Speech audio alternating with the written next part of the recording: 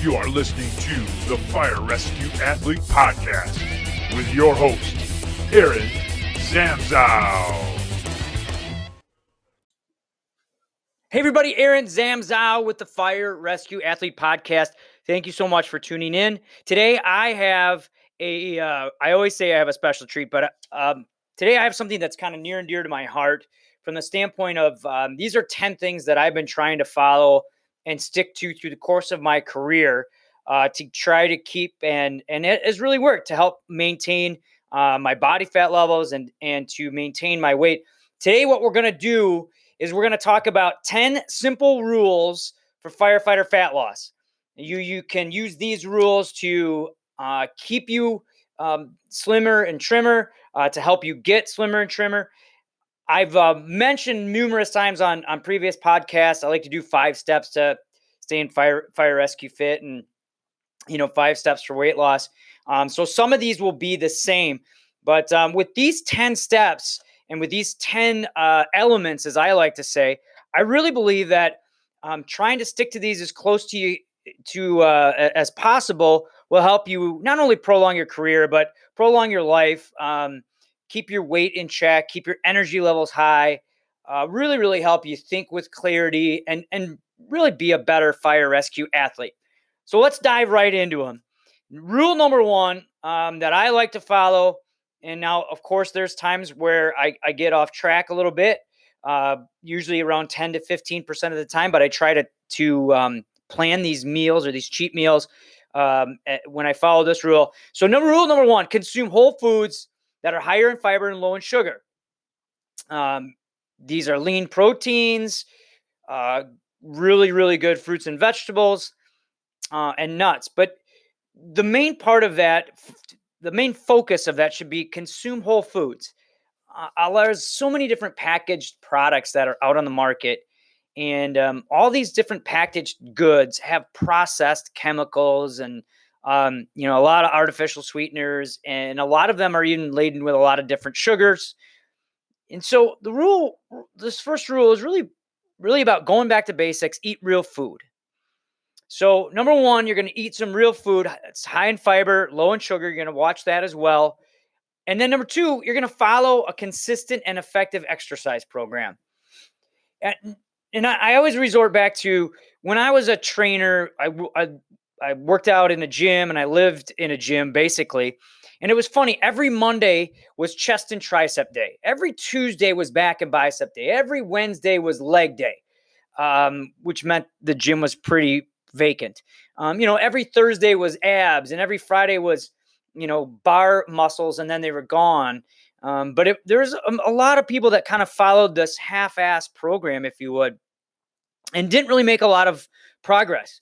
And it sort of reverts back to this step, this following a plan, having an idea, having a reason for going to the gym, each workout building on the next, all really helps to get you these results and keep you on track. Because let's face it, if you're seeing progress, you're going to be more apt to continually come to the gym. It's not going to feel like a real arduous task, and you stay excited. So follow a consistent and effective exercise program. FRF, of course, we got a fat loss program, we got an ultimate athlete program, we got a foundations program. I have a special offer if you want to email me. I got a 28-day that's really, really good and effective to get you back on track. So follow a plan. It not only helps with your fitness, but it helps keep your weight levels down, your fat levels down. And that when you couple that with consuming whole foods, high in fiber, low in sugar, you're already making a lot of progress. Number 3, eat low glycemic carbohydrates such as veggies. I'm going to stop right there. Mom was right. She used to tell you, hey, you got to eat your vegetables. There's a lot of fiber in vegetables. A lot of times there are more nutrients in vegetables. There's more calcium in spinach than there is in most fortified milks. So vegetables are a key to a lot of different things. They, again, help with keeping your nutrient levels up, antioxidants. They're really, really good source of energy. There are also oatmeal is a good low glycemic carbohydrate. Whole wheat products that are natural, that have high fiber, are also really good. And basically what this step is talking about is manage your sugars, manage your blood sugar, really, because the high spikes in blood sugar can really result in high amounts of inflammation in the body, which can then lead to fat gain. And it messes up your hormones, and the list can go on with that. But number 3, watch your sugars, eat low glycemic carbohydrates, stick to eating a lot of veggies.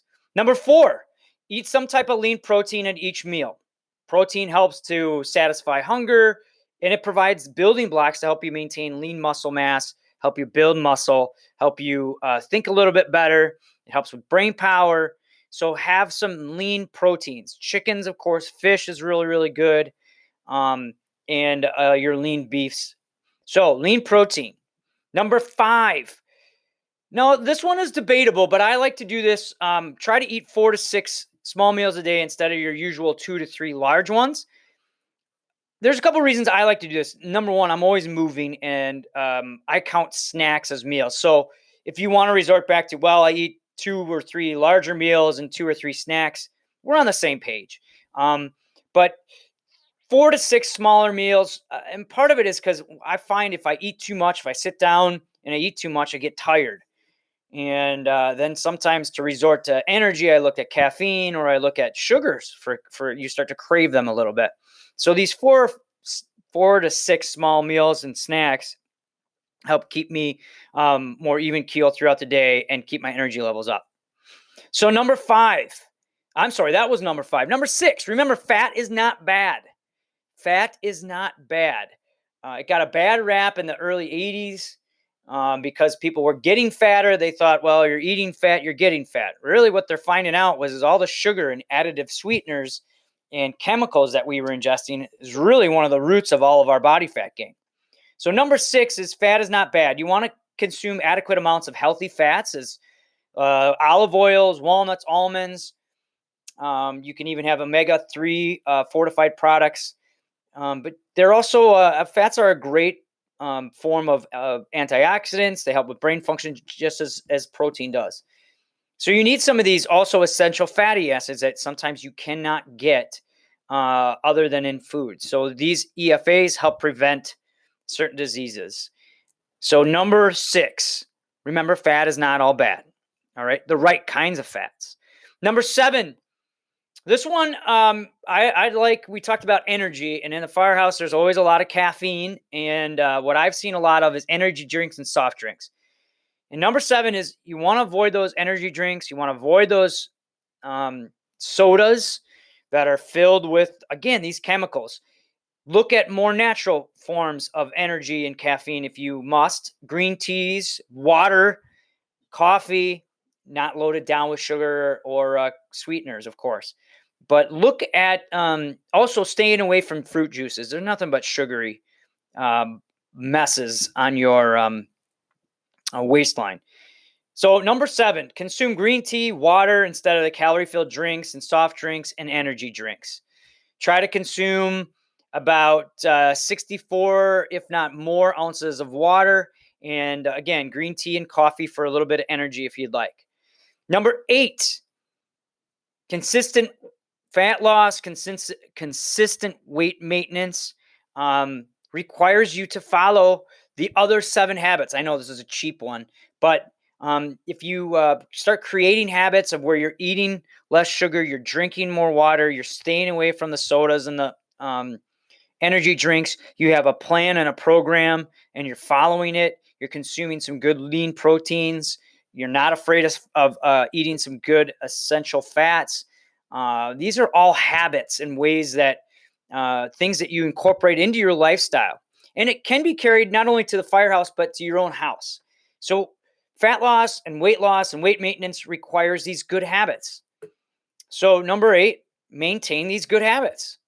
And number 9, this is one that I like, especially for first responders, firefighters, EMTs, medics, because we are exposed to a ton of different stresses, and who knows exactly how that affects us personally, emotionally. I know for me, when I start to get tired, I crave sugars. I'm a little cranky. I don't think as well. So I try to incorporate in what I call some superfoods. And I call some of these superfoods are just some low-fat yogurt, some salmon, spinach, tomatoes, berries, some mixed nuts, of course. I like to do flax seeds. And when I call these superfoods, it kind of builds on some of the other steps that we've talked about. These superfoods have a lot of antioxidants. They have a lot of great vitamins and minerals that your body needs and can utilize. So number 9 is try to incorporate in as many of these superfoods. And why I gave it its own number, we talked about vegetables earlier on, and we talked about eating healthy fats, is I just want to place a little bit more emphasis on it. So making good choices when you're looking at the fats and making good choices when you're eating fruits and vegetables can go a long way. Try to eat these quote unquote superfoods. Number 10, one of the final ones I want to talk to you about is avoid added sugar. I've mentioned it numerous times throughout this rant, as I like to call it, or podcast, about why these sugars are so bad for us. They are hidden in just about everything. I'll give you an example. The other day, I reached in the refrigerator in the firehouse. There's Greek yogurt in there. And I whoever was next to me, I said, hey, take a look at how much sugar there is. There was, I think in this particular case, there's 29 grams of added sugar in this so-called Greek yogurt, which is supposed to be good for us. And I go, look, there's more added sugar in this Greek yogurt than there is in ice cream. The person, of course, was unbeknownst to this. They're like, wow, I thought this was supposed to be healthy for me. Well, it can be, but sugar's added in everything. Sugar's added in ketchup. Sugar's added in breads. Sugar's added in milk. So all of a sudden, one or two of these foods, it starts to really add up here. You get an extra 4 grams here, 5 grams here, 10 grams, or even 29 grams when you don't think that you're eating that many. So one of the ways to combat it is look at added sugars, start reading labels, and really, really understand what your foods have and what they contain as far as sugar. There is some new laws set forth where manufacturers have to now list the added sugars, and that makes it easier for us to actually read the label. So one rule of thumb, the World Health Organization suggests that you don't use more than 10% of your daily calories to come from added sugar. I like to even say less than that, but you can play around with it a little bit. I think the main thing here is really, really start to read labels and understand that the sugar thing is everywhere, and it'll help you make better choices. And let me give you another bonus here. So let's go with 11th step to maintaining your weight. 10 steps to firefighter fat loss, now 11 steps. I like to follow what's called the 90-10 rule. And if you've read any of my posts, any of my blogs or anything on Facebook, you'll see a lot of people talking about the 90-10 rule, and they'll say, what is that? And it's basically this. For 90% of the time, you eat very, very clean as you can. You follow these other guidelines. And for 10% of the time, you cheat, meaning you eat whatever the heck you want, but you plan it. So all of a sudden, and I know what happens, I've been there. I'm going to go out to the football game. I'm going to go tailgate. I'm going to come home and all of a sudden, that Saturday turns into a Sunday, turns into a Monday, turns into I'll start eating better on, next Monday. I'll start eating better on the middle of the month. I'll start eating better, next January. And before you know it, 10 years goes by and you're 30 pounds heavier. It happens to a lot of us. So looking at being proactive, follow your good diet, your good habits 90% of the time, 10% of the time, have a little bit of fun and plan that time off. So there you go. There's 10, make it 11 rules for firefighter fat loss, for firefighter weight maintenance. I also think that these 10 rules really, really help with performance and helping you maintain, a level head, help you deal with a lot of the adversities and stresses of the job. I hope you can incorporate some of them within the body of this podcast. I'll leave a link to a great post that I did on this. And again, I can't thank you enough for listening. Let me know if you have questions. A lot of these podcasts are based off of questions and comments and things that we see. You can contact me via Facebook at our page, Fire Rescue Fitness, or via the website, firerescuefitness.com. Thank you so much. Stay safe, everybody, and get FRF. Thank you for listening to the Fire Rescue Athlete Podcast with your host, Aaron Zamzow. Please tune in again soon for more fitness tips for fire rescue athletes.